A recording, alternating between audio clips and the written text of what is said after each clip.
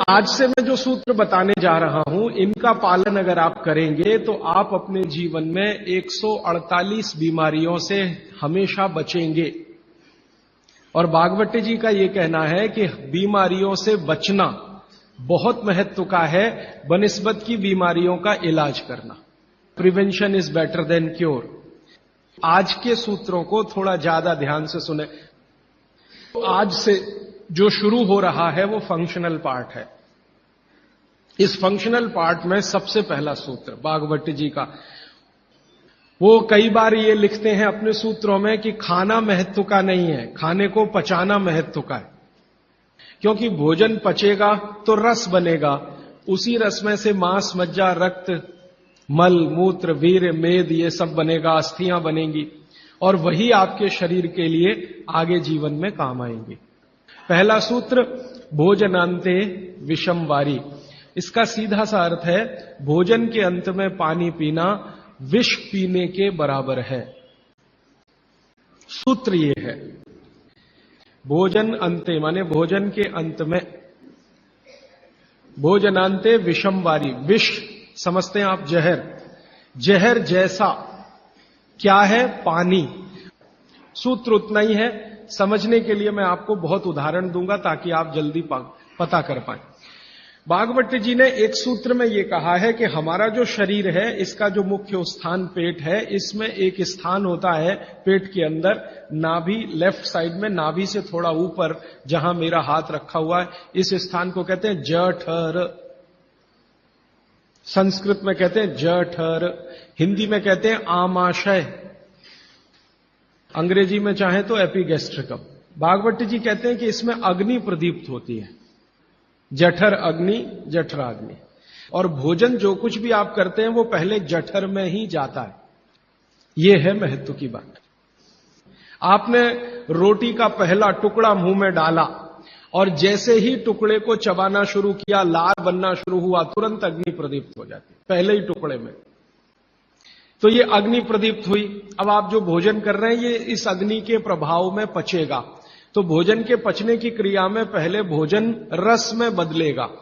पहले पेस्ट बनेगा, जैसे टूथपेस्ट की कंडीशन होती है वैसा बनेगा, लुगदी जैसा। फिर उसमें से रस बनेगा, फिर रस में से सब कुछ बनेगा। अब ये अग्नि भोजन को पचा रही है और आपने भोजन पूरा करते ही पानी पी लिया, गट गट गट गट गट गट, तो क्या हुआ? अग्नि शांत हो जाएगी। अग्नि का पानी से मेल नहीं है, दुश्मनी है। तो आपके पेट में खाना खाते ही अग्नि जल रही है। अब आपने पीछे से गिलास, 2 गिलास पानी पी लिया। कोई लोग तो लोटा भर के पी लेते हैं, कई लोग तो भोजन से ज्यादा पानी पी लेते हैं। तो फिर भागवती जी कहते हैं भोजन पचेगा नहीं, वो सड़ेगा। वो कहते हैं कि भोजन अगर सड़ना शुरू हुआ तो सबसे पहले गैस बनेगी, वायु बनेगी, और ये वायु आपकी जिंदगी हराम कर देगी। और ये वायु की तीव्रता जब बढ़ेगी तो गले में जलन होगी, छाती में जलन होगी, पेट में जलन होगी। तो ये वायु पूरे शरीर में घूमेगी तो सिर घूमेगा, आपको चक्कर आएंगे, सिर में दर्द होगा, पीठ में भी दर्द हो सकता है, हृदय स्थान पे भयंकर दर्द हो सकता है। कई बार तो इतना दर्द होता है कि आपको लगेगा कि हार्ट अटैक आ गया, लेकिन वो वायु का दर्द है, हार्ट अटैक नहीं। और ये जो वायु बनी भोजन के सड़ने से, इसी वायु में से भागवत जी ने सूची बनाई है कि 103 रोग पैदा होंगे। 103। सबसे पहला रोग है उसमें एसिडिटी, हाइपर एसिडिटी। ज्यादा दिन अगर आपने ये चक्कर चलाया पानी पीने का तो अल्सर, पेप्टिक अल्सर, बवासीर, मूलव्याध, भगंदर, और अंत का एक रोग है कैंसर, कर्क रोग। माने एसिडिटी से शुरू होकर आप कैंसर तक की यात्रा कर सकते हैं। और बाद में भागवती जी कहते हैं, वो भी बता देता हूं, वो दूर का सूत्र है लेकिन यहीं पे ले आता हूं उसको, कि आपका जो भोजन सड़ेगा तभी कोलेस्ट्रॉल बनेगा। अगर भोजन का पाचन हुआ तो कोलेस्ट्रॉल शून्य रहता है। आप जानते हैं शरीर में 2 तरह का कोलेस्ट्रॉल है, एक गुड और एक बैड। अच्छा कोलेस्ट्रॉल माने HDL, हाई डेंसिटी लिपोप्रोटीन। खराब कोलेस्ट्रॉल माने LDL और उसका छोटा भाई VLDL, very low density lipoprotein. जिनको कोलेस्ट्रॉल बढ़ रहा है या बढ़ा हुआ है वो ध्यान दें, उनको भोजन पच नहीं रहा, उनका भोजन सड़ रहा है। तो कोलेस्ट्रॉल बढ़ेगा तो हार्ट अटैक भी आएगा, कोलेस्ट्रॉल बढ़ेगा तो घुटने भी जड़ हो जाएंगे, सारी संधियां आपकी एकदम कड़क हो जाएंगी, आपको चलना फिरना मुश्किल हो जाएगा, 10 कदम चलना मुश्किल हो जाएगा। तो वो ये कहते हैं कि जब 103 बीमारियां एक छोटी गलती से आती हों तो वो गलती कभी करना नहीं। अब जैसे ये सूत्र पूरा हुआ तुरंत आपके मन में प्रश्न आएंगे कि पानी कब पीना। तो भागवत जी कहते हैं कि कम से कम 1.5 घंटे के बाद पानी पियो। अब ये जो 1.5 घंटे का कैलकुलेशन है ये क्या है? ये भागवत जी कहते हैं कि जो आपने खाया वो आपके जठर स्थान में 1.5 घंटे तक अग्नि के प्रभाव में रहता है, 1.5 घंटे तक। और 1 से 1.5 घंटे का वो बताया है तो अलग अलग क्षेत्र के हिसाब से। अब मान लीजिए उत्तरांचल का कोई आदमी इसी सूत्र को पढ़ेगा तो उसको तो अग्नि का असर 2 से 2.5 घंटे रहेगा, पहाड़ वाला। लेकिन आपके लिए मैं बात कर रहा हूं तो 1 से 1.5 घंटा, ठीक है। अब तुरंत आपके मन में सवाल आएगा, भोजन के बीच में पीना कि नहीं पीना, और भोजन के पहले पीना कि नहीं पीना। वो ये कहते हैं कि भोजन के पहले पानी पीना तो कम से कम 40 मिनट और अधिक से अधिक 1 घंटा। आपको सीधा सा हिसाब बताता हूं, 10 बजे खाना अगर खाना चाहते हैं तो 9 बजे से लेकर 9:20 तक आप चाहें उतना पानी पी सकते हैं। और बीच में पीना कि नहीं, वो कहते हैं कि अगर आपके भोजन में 2 अन्न हैं, दो अन्न माने एक रोटी खा रहे हैं आप, वो गेहूं है, और दूसरा चावल खा रहे हैं, तो चावल और गेहूं 2 अन्न है। एक अन्न की पूर्ति पूरी हुई और दूसरे की शुरू होने वाली है, तो बीच का जो जंक्शन पॉइंट है इस पे पानी पीना। मतलब इसका सीधा है, रोटी पूरी हो गई, अब आप चावल खाने की तैयारी कर रहे हैं, तो रोटी खाने के बाद चावल खाने से पहले आप जरूर पानी पीना। लेकिन मात्रा कितनी? तो वो कहते हैं 2 या 3 घूंट, इतना ही। उसके बाद जब दूसरा अन्न आपने शुरू कर दिया फिर नहीं, फिर तो पूरा आप भोजन ही करके उठिए। अब आप भोजन कर लिया तो गला साफ करने के लिए थोड़ा 1-2 घूंट और पी लेना, गला साफ करने के लिए। अब आपके मन में तुरंत एक प्रश्न आएगा कि भोजन के अंत में क्या पीना, फिर पानी तो नहीं पीना, 1.5 घंटे तक तो नहीं पीना, तो कुछ पी सकते हैं। तो भागवत जी ने 3 चीजें बताई हैं, उसके लिए पूरा सूत्र लिखा है कि भोजन के अंत में सबसे अच्छी चीज जो पीने के लिए है वो है छाछ, वो है मट्ठा, दही का तक्रम। लस्सी पीने के लिए नहीं कह रहे, मक्खन रह गया तो वो लस्सी, तक्रम की बात है। दूसरी सबसे अच्छी चीज उन्होंने बताई है वो है दूध, और तीसरी सबसे अच्छी चीज बताई है फल का रस। जिस मौसम में जो फल आता है उसका रस, माने मौसम के विरुद्ध के फल नहीं। आज का मौसम आम का नहीं है तो आम का रस अभी पिए तो नहीं चलेगा। तो आप ये कहें कि कोल्ड स्टोरेज से लाया हुआ संतरा और उसका रस निकाला या मौसम्मी का रस, ये सर्वनाश करेगा, सत्यानाश नहीं, सर्वनाश करेगा। अब इसमें आगे एक सूत्र है वो बहुत महत्व का है। भागवत जी कहते हैं मट्ठा या छाछ कब पीना, दूध कब पीना, रस कब पीना। तो सुबह के भोजन के बाद जूस, भागवत जी ने नाश्ता शब्द कहीं नहीं इस्तेमाल किया है। सुबह का भोजन आप उसको नाश्ता कैसे, दोपहर के भोजन के बाद मट्ठा और रात के भोजन के बाद दूध। और वो ये कहते हैं आगे के सूत्र में कि इनका क्रम उल्टा सीधा मत करना कभी, कि हमारे शरीर को मट्ठे का पाचन होने के लिए जो रस की जरूरत होती है, रस माने एंजाइम, जो एंजाइम या रस की जरूरत होती है वो दोपहर को ही होते हैं पेट में। इसी तरह हमारे शरीर में दूध का पाचन होने के लिए जो रस की जरूरत पड़ती है या एंजाइम की जरूरत पड़ती है वो सूर्यास्त के बाद ही होते हैं, और जो रस और एंजाइम की जरूरत जूस पचाने के लिए है वो सुबह ही होते हैं। अब आप कहेंगे हमारे बच्चे तो स्कूल जाते हैं दूध पीकर जाते हैं, तो बदल दो, जूस पिलाकर भेजो। और आप कहेंगे जी पिएंगे नहीं, आप जैसी आदत डालेंगे बच्चे वैसे ही होने वाले हैं, क्योंकि बच्चे अपने से कुछ नहीं सीखते, वो आपका सिखाया हुआ है सारा कुछ। समझ जाएंगे तो उनकी भी जिंदगी में ये परमानेंट हो जाएगा। अभी इसके आगे का सूत्र। तो पानी कैसे पिए? तो हमारे यहां पानी पीने के बहुत तरीके हैं। लोटा मुंह से लगाया, गट गट गट उतार लिया, गिलास मुंह से लगाया, गट गट उतार लिया। तो भागवती जी कहते हैं नहीं, ये तरीका बिल्कुल गलत है पानी पीने का। वो कहते हैं कि पानी को चुस्कियां ले लेकर पिए। जैसे आप गर्म दूध पीते हैं ना, भागवती जी बिल्कुल उसके समकक्ष रखते हैं। अब ये क्यों? आप एक साथ पूरा पानी उतारें गले के नीचे और एक एक घूंट पानी उतारें गले के नीचे, दोनों में जमीन आसमान का अंतर है। क्या अंतर है? हमारे पेट में भोजन को पचाने के लिए अग्नि होती है और इस अग्नि को तीव्र करने के लिए अम्ल होता है। अम्ल, एसिड प्राकृतिक रूप से बनता है। और मुंह में क्षार बनता है जिसको लार कहते हैं आप। लार, स्लाइवा, सेलिवा, लार, लाला रस, अलग अलग नामों से आप जानते हैं। तो मुंह में बनती है लार, ये है क्षार, और पेट में बनता है अम्ल। आप थोड़ा भी अगर विज्ञान जानते हैं तो आप जानते हैं कि क्षार और अम्ल को मिलाओ तो हो जाता है न्यूट्रल। और न्यूट्रल का मतलब जिसका पीएच 7 है। ये जो पानी है ना, पानी, ये ना अम्ल है ना क्षार है, ये न्यूट्रल है।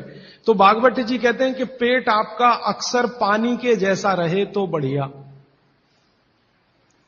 और जिनका पेट पानी के जैसा, माने पेट की अम्लता ना बढ़े और पेट का क्षारपन भी ना बढ़े, पीएच 7 के आसपास रहे, तो भागवत जी कहते हैं ऐसे व्यक्ति को 100 से ज्यादा वर्ष जीने की पूरी गारंटी है, बिना एक भी दवा खाए और बिना चिकित्सक के पास जाए। तो वो ये कहते हैं कि घूट घूट पिया पानी, अगर सिप सिप करके आपने पानी पिया तो ज्यादा लार अंदर जाएगी, तो अम्ल को शांत करने में मदद आएगी, इसलिए आपका पेट न्यूट्रल रहेगा। इसलिए पानी घूट घूट भर के पिए। और एक साथ गटगट पानी पिएंगे तो लार पानी के साथ मिल नहीं पाएगी, तो अंतिम रूप में जब वो पहुंचेगा पानी तो खाली पानी होगा। भागवत जी आगे कहते हैं, बहुत ही महत्व की बात है ये सब आपके लिए। वो ये कहते हैं कि जो व्यक्ति सिप सिप करके पानी पिए, वो देखें जानवर कैसे पीते हैं। चिड़िया कैसे पानी पीती है? चिड़िया एक ड्रॉप उठाएगी, फिर उसको ऐसे ऐसे मुंह में चलाएगी, फिर पिएगी, फिर दूसरी ड्रॉप उठाएगी, फिर ऐसे ऐसे चलाएगी, फिर पिएगी। ऐसे ही कुत्ता है, पानी को चाट चाट के पिएगा। शेर पानी को चाट चाट के पिएगा। ज्यादातर जानवर पानी को ऐसे ही पीते हैं। वो जानवर हमसे ज्यादा स्वस्थ हैं। किसी को डायबिटीज नहीं, कोई ओवरवेट नहीं, किसी को जॉइंट्स पेन नहीं, किसी को कुछ नहीं। बाघ भट्ट के पक्के चेले हैं ये सब जानवर।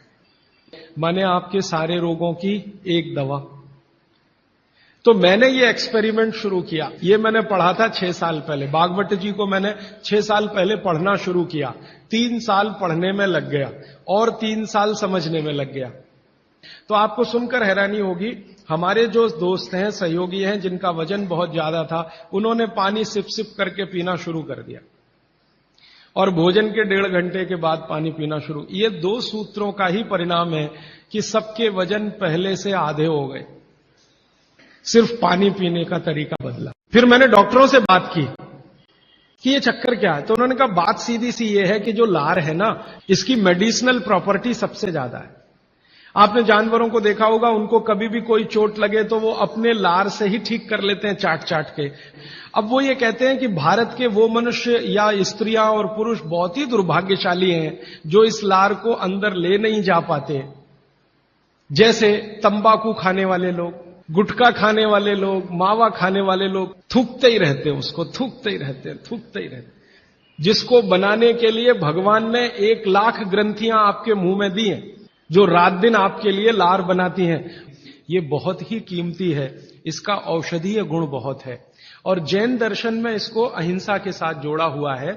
और वो मैंने करके भी देखा है कि सुबह की लार गलती से भी आप किसी चींटी या चींटा या मक्खी पे थूक दो, वो तुरंत मर जाए, क्योंकि उसका औषधीय गुण बहुत प्रबल होता है सुबह सुबह। और आप गुटखा खा खा के उसको थूकते रहते हैं तो सड़क तो खराब करते ही हैं, अपने को उससे ज्यादा खराब करते हैं। तो मेरी हाथ जोड़कर विनती है कि आप में से कोई लार थूकने वाला हो, थूकने वाला आदमी, ये तो भागवत जी की डिक्शनरी में नहीं है। वो कहते हैं कि एक ही कंडीशन में आप कुछ थूक सकते हैं, जब कफ बहुत बढ़ा हुआ हो, तभी बस। उसके अलावा दूसरी कोई कंडीशन नहीं कि आप थूकें। तो फिर आप कहेंगे जी पान खाएं, तो पान खाने के लिए नियम बताया, पान खाओ तो कत्था मत लगाओ, बिना कत्थे का पान खाओ, थूकने की गरज ही नहीं। तो वो कहते हैं कि पान भी खाना है तो थूकना नहीं है, कत्था है तो थूकना पड़ेगा, कत्थे बिना ही पान खाओ। पान तो पित्त और कफ दोनों का नाश करता है और चूना वात का नाश करता है। तो वो कहते हैं कि पित्त और कफ का नाश कर दिया पान ने, चूने ने कर दिया वात का, तो वात पित्त कफ तीनों ही संतुलित हैं, तो पान खाके तो जिंदगी भर निरोगी रह सकते। ठीक है, अब आगे चलता हूं। आगे का एक सूत्र है भागवत जी का कि पानी कभी भी पिए तो ठंडा ना पिए। कैसा पानी पिए जी? गुनगुना पानी पिए। कभी भी पानी की गर्मी शरीर के तापमान के ऊपर ना हो, ऐसा पानी पिए, गुनगुना ही पानी पिए। क्यों? अभी मन में प्रश्न आएगा क्यों? हम तो जी ठंडा पानी पीते हैं, फ्रिज का पानी पीते हैं, बर्फ डाला हुआ पानी पीते हैं। जिसका जैसा गुण है वही तो करेगा ना। बर्फ का गुण है ठंडा करने का, तो बर्फ डालकर पानी में आप पी रहे हैं, तो बर्फ का गुण वो पानी में आ गया। अब पानी आपके पेट को ठंडा करेगा। अगर पानी ने पेट को ठंडा किया तो, क्योंकि शरीर के सारे ऑर्गन पेट से ही जुड़े हुए हैं, चाहे वो आपका हार्ट हो, चाहे किडनी हो, चाहे लीवर हो। और अगर शरीर ठंडा हो गया तो जय राम जी की, जाइए यमराज के पास। तो कभी भी ठंडा पानी ना पिए, एक विश्लेषण। दूसरा विश्लेषण कि अगर पानी आपने ठंडा पिया तो तुरंत पेट उस पानी को गर्म करने पर लगेगा, तो पानी को गर्म करने के लिए उसको अतिरिक्त ऊर्जा की जरूरत पड़ेगी, और अतिरिक्त ऊर्जा उसको रक्त में से आएगी, तो शरीर के सब हिस्सों का रक्त पेट की तरफ जाएगा।